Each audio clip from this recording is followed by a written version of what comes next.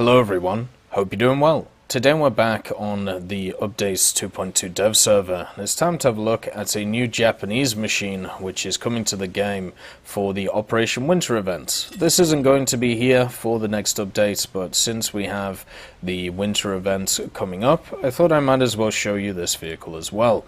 This is the Type K-8 1942. It's coming in for rank 2 for Japan as a premium, and one thing to mention about this vehicle is that we already have its, younger brother, I suppose, in the game, the 1944 variant. The 1944 variant added a few more guns. It added 3 25mm turrets, where unfortunately this thing is only left with a very small amount of stuff. Its primary armament is the 8cm or the 8mm on the front, which you can see right there, which has a beautiful muzzle blast to it, even if it is one of the most infuriating guns that I've ever used in the game, at least in naval forces. And then on the back, what you have is 2 13.2mm in the form of this guy right here. So this is your anti-air response when something tries to attack you. Luckily they are set up as primary and secondary guns, but that's all you get in terms of armament for this machine.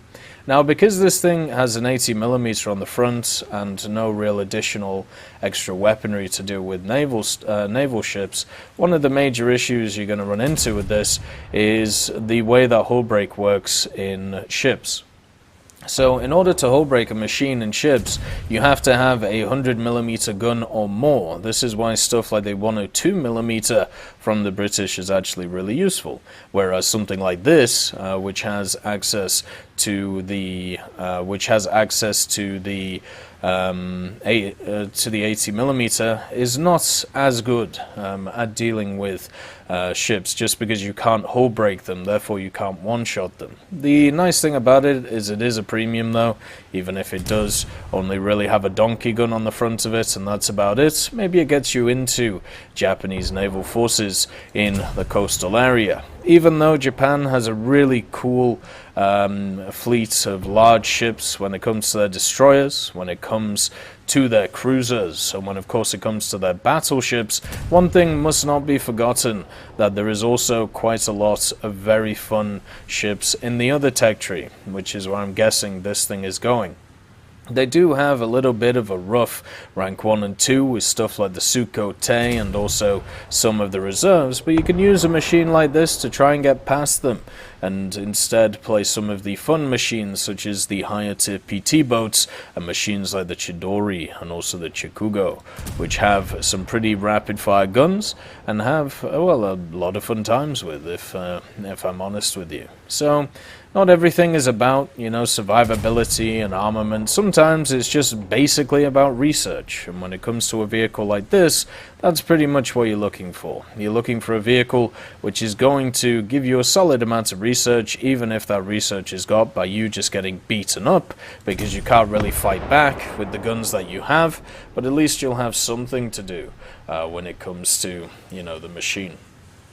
When we have a look on the insides of it, there isn't really too much of a story to tell. This machine should and will have depth charges, at least that's how the X-ray is modeled for them. It has the engine in the center, and of course quite a large bridge at the front with a few people in it.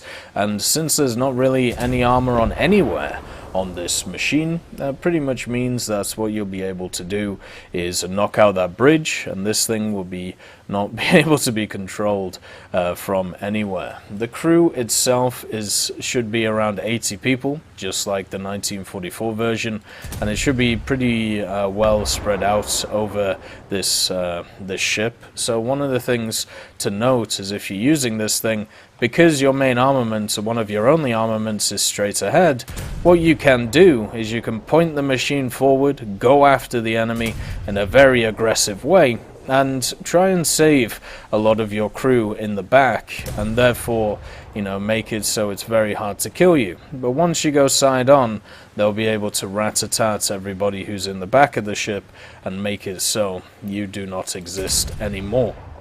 Hopefully we get some more of these Spud launchers when it comes to the game in the future. It is also nice as a little addition to see some more event vehicles for minor nations, whether it is stuff like this machine or whether it is stuff such as the Italian heavy fighter or twin engine fighter which is coming into the game.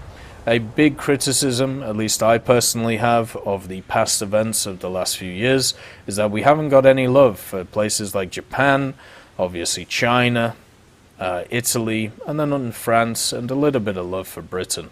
And this setup, when it comes to the vehicles for the winter events, we have a Japanese vehicle, we have an Italian vehicle, and we also have a French vehicle. So that to me is always positive, even if this one in particular isn't exactly great. The other two will fit very well, and at least, as I said, this thing will have a premium bonus, so it'll be nice for grinding SL, it'll be nice for grinding RP, and it will also find itself in an area where it will not get attacked by destroyers, so therefore it will be incredibly useful to use against pretty much all forces at its BR. The 80mm will do at least a decent amount of damage because it does have a lot of HE in it.